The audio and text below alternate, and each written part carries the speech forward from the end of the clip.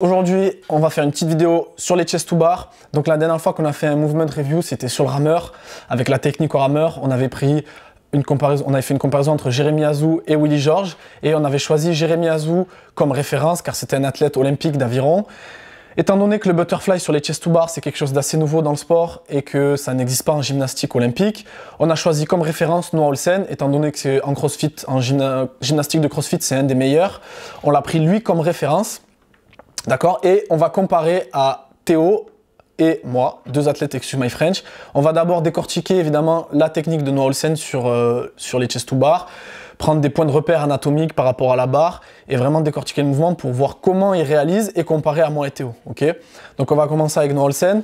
On commence avec la première phase du mouvement, donc ce qu'on peut appeler le press back ou le front swing. Donc on a Noah Ohlsen qui est suspendu à la barre.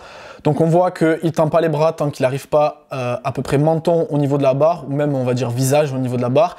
Et une fois que grâce à son keeping, il monte la tête au niveau de la barre, il commence à plier les coudes pour réaliser la traction évidemment. Donc ensuite, il atteint cette position, le moment où il touche la barre, on va voir qu'il a les hanches sous la barre et les pieds légèrement devant. D'accord? Donc on peut voir qu'il a une position de arc, pas trop prononcée, il est assez droit. L'angle entre, si on réalise un angle entre la barre et son buste, on voit qu'il a le buste plus ou moins aligné avec la barre, plus ou moins parallèle. Pas tout à fait, mais plus ou moins. Ensuite, au moment de la descente, on le voit, il touche la barre en glissant sur la descente. Et il va venir se placer en arc, en envoyant les pieds derrière la barre, les hanches sont devant et les épaules sont juste sous la barre. Okay? Donc là, il est à mi-chemin. À partir de là, l'angle de ses genoux ne bouge plus, ses hanches restent devant, les épaules dessous. Et à partir d'ici, il a l'espace nécessaire pour refaire son front swing. Donc ici, il refait son front swing, crée sa flexion de hanche pour créer le mouvement de keeping. Donc il fait une flexion de hanche, mais son angle de la hanche ne bouge pas trop. Et ensuite, il repart sur le front swing. Donc on a un réflexe myotatique assez rapide. Donc en termes de repères anatomiques ici, donc là il a encore les pieds derrière, quand il a les bras tendus, les hanches sont encore devant, les épaules dessous. Et une fois qu'il est là vraiment tendu, il vient passer les pieds devant, faire sa petite flexion et ensuite extension de hanche pour monter et repart sur le mouvement. Ok. Donc on va comparer avec Théo les phases du mouvement. Donc ici Théo, on a sa position de front swing. Il va venir envoyer les pieds devant, faire son extension de hanche, il monte. Donc déjà, la première chose qu'on peut remarquer, on va mettre Noah Ohlsen sur le même moment, c'est déjà l'angle du torse par rapport à la barre. Donc si vous faites un angle avec ici le poteau de la barre et le torse de Théo, vous verrez que l'angle est beaucoup plus ouvert comparé à Noah Ohlsen. Ensuite, le moment où il entre en contact avec la barre. Donc déjà, Théo, il monte beaucoup plus haut que Noah Ohlsen sur son front swing et il vient toucher la barre. Donc on avait Noah Ohlsen qui touchait à peu près au milieu des pecs, on va dire au milieu des pecs, et on a Théo qui touche au niveau du sternum. Donc déjà, si vous faites un WOD, là le WOD de Noah Ohlsen il y a 120 chest to bar. Si vous faites un WOD avec 120 chest to bar et qu'à chaque fois vous faites ça de plus de trajectoire, ben évidemment ça fait beaucoup plus d'énergie dépensée pour le même résultat. Donc évidemment, si vous pouvez réduire cette distance, vous allez économiser énormément d'énergie, surtout si vous avez des mouvements après vos chest to bar ou combinés avec. Donc là, le moment où Théo entre en contact avec la barre, on va voir qu'il est sternum. Son angle au niveau du buste, on va comparer avec Noah. Hop. Son angle au niveau du buste, donc si on fait toujours ce même angle avec le poteau et son buste, on a un angle beaucoup plus ouvert avec Théo, donc son buste est beaucoup plus penché vers l'arrière, un peu comme sur un bar muscle up. Donc ça, c'est une des différences qu'on peut avoir avec Noah Ohlsen. Et ensuite, ses pieds. Donc ici, Théo, il a déjà les genoux pliés, comparé à Noah Ohlsen qui a quand même encore les jambes tendues. Donc évidemment, en termes de levier en gymnastique, les positions de base, arc et holo, c'est important d'avoir les genoux verrouillés pour pouvoir avoir des plus grands leviers, utiliser la force centrifuge, créer de l'extension de hanche, etc. Donc là, les genoux sont pliés, l'angle du buste est beaucoup plus penché vers l'arrière. Donc ici, Théo sur la descente, comparé à Noah Ohlsen, va venir envoyer les pieds derrière un petit peu plus tôt. Ensuite, il garde plus ou moins le même angle au niveau des genoux. Ça, c'est bon. Et il va venir Donc, étant donné que son buste est trop penché, au moment de la descente, on va revenir ici. Là, au moment de la descente, le placement de sa hanche par rapport à la barre est plus avancé que Noah Ohlsen et il a toujours son buste penché, ce qui va faire que, en gros, il va perdre de la force verticale. Donc, le mouvement de butterfly, on a vraiment un mouvement de rotation. Si on prend le centre de gravité, la barre, le centre de gravité, on a un mouvement de rotation pour pouvoir faire un peu comme une machine à laver. Et là, évidemment, le but c'est de toucher la barre, donc créer de la force verticale. Mais là, étant donné que Théo est trop penché vers l'arrière sur sa descente et au moment où il touche la barre, eh ben, du coup, au lieu de créer de la force vers le haut, il va venir la créer vers un peu plus horizontalement. Donc c'est un peu comme quand vous êtes sur des keeping HSPU et qu'au lieu de monter les pieds vers le haut, vous venez taper le mur, vous perdez de la force verticale, c'est un peu le même principe. Donc là, il est encore penché. Au moment où il arrive les bras tendus, comparé à Noah Ohlsen, vous voyez, il y a toujours ce problème de buste penché vers l'avant, ce qui fait qu'il va envoyer l'énergie vers l'arrière plutôt que vers le haut. Un peu trop vers l'arrière plutôt que vers le haut, et il a toujours ce buste penché vers l'arrière. Donc perte de force verticale par rapport à Noah Ohlsen, qui lui monte beaucoup plus... perte de force verticale, oui, et une montée horizontale par rapport à Noah Ohlsen, qui lui a une montée beaucoup plus verticale, d'accord? Donc ça, c'est important. Ensuite, donc là, Théo, son enjeu à lui, ça va être de rééquilibrer son angle, l'angle de son corps par rapport à la barre pour gagner en force verticale. Ensuite, moi, donc je pars sur mon backswing. Donc déjà, la première chose qu'on peut noter par rapport à Noah Ohlsen, on va mettre au même endroit, hop. C'est qu'au moment du backswing, moi, j'ai une flexion de hanche, pardon, beaucoup plus prononcée que Noah Ohlsen. C'est-à-dire que lui, au moment où il fait sa flexion de hanche, là, pour ensuite faire son extension pour monter, il a un angle beaucoup plus ouvert, c'est-à-dire qu'il garde environ le même angle articulaire, et du coup, il a de meilleurs leviers et un meilleur transfert haut du corps, bas du corps. Donc, moi là, vraiment, j'ai une flexion de hanche un peu trop prononcée, du coup, j'ai une perte d'énergie, une perte de transfert entre le haut du corps et les jambes, et une réduction des leviers, donc moins d'énergie cinétique. Ensuite, moment de contact avec la barre, on va comparer avec Noah Ohlsen. Hop. Donc, j'ai les hanches sous la barre. Je touche plus ou moins, là, je ne sais pas si on voit bien, au niveau du torse et pas du sternum. J'ai les pieds légèrement devant, comme Noah Ohlsen. Pour ça, ça va plus ou moins. Ensuite, la phase de descente. Je viens toucher, j'envoie mes pieds derrière, un petit peu plus tôt que lui. C'est pas très grave. Et ensuite, là, on voit une autre erreur. Ça va être, regardez les genoux. Donc regardez l'angle de mes genoux, là c'est plus ou moins... Alors, je reviens en arrière.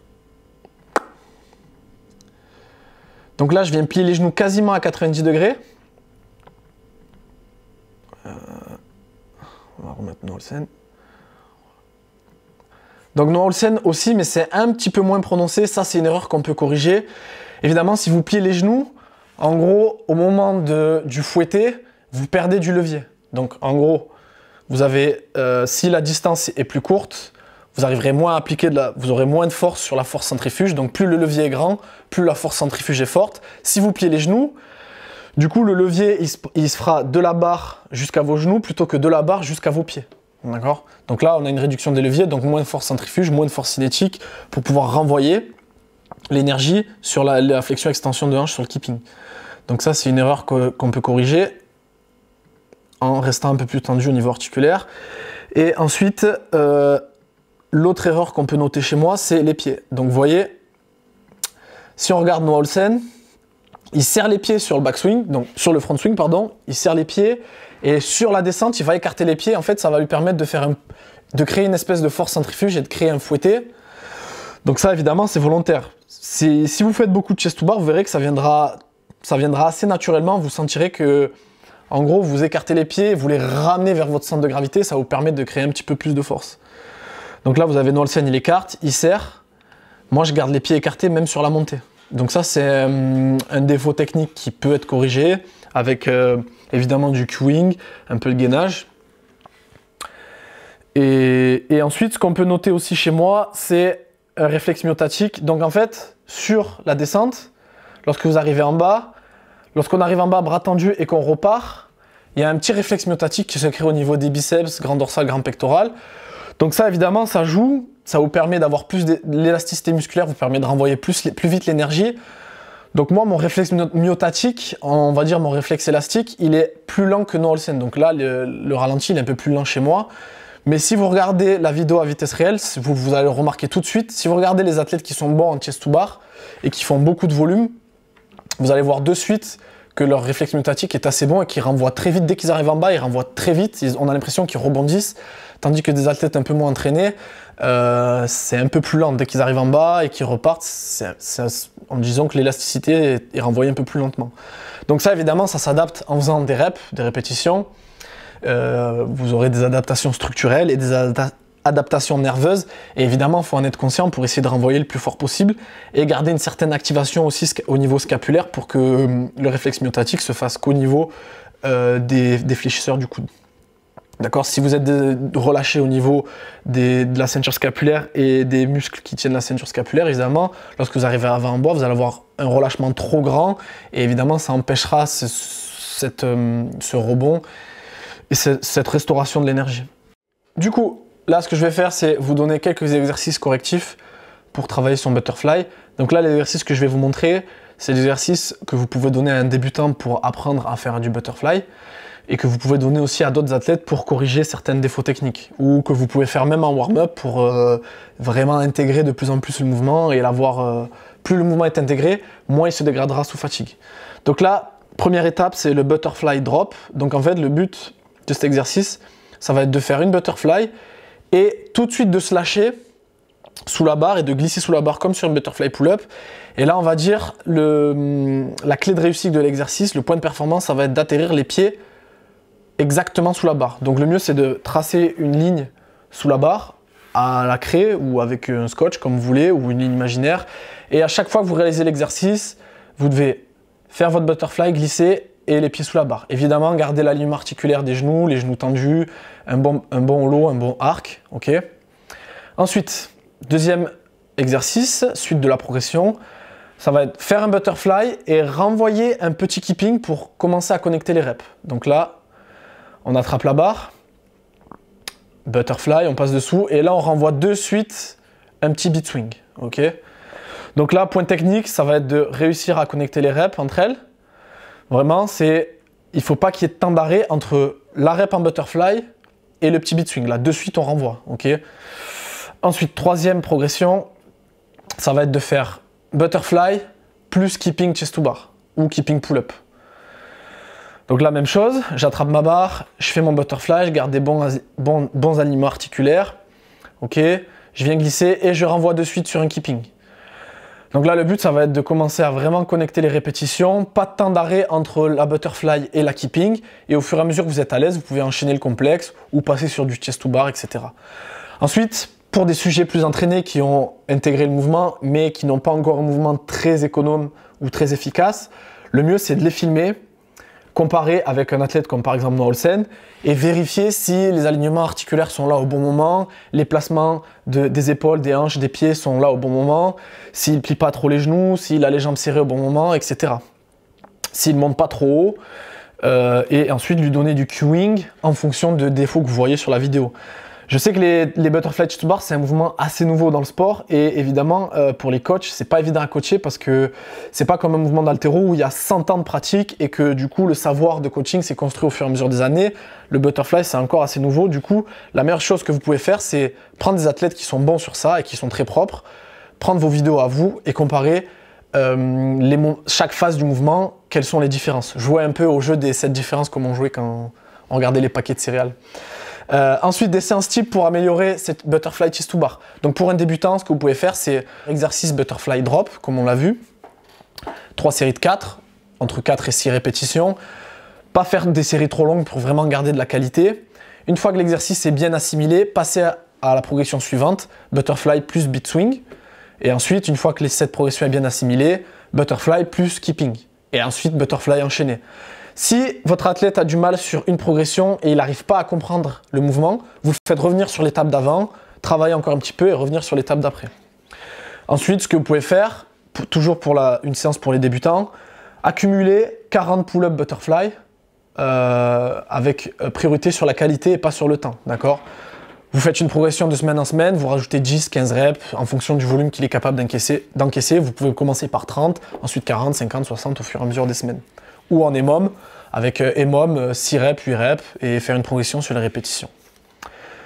Ensuite, après ça, vous faites un EMOM 16 minutes, 30 secondes max de strict chest to bar, minute 2, 30 secondes max de strict HSPU, ça vous permet de travailler la force en strict sur la poussée, tirer.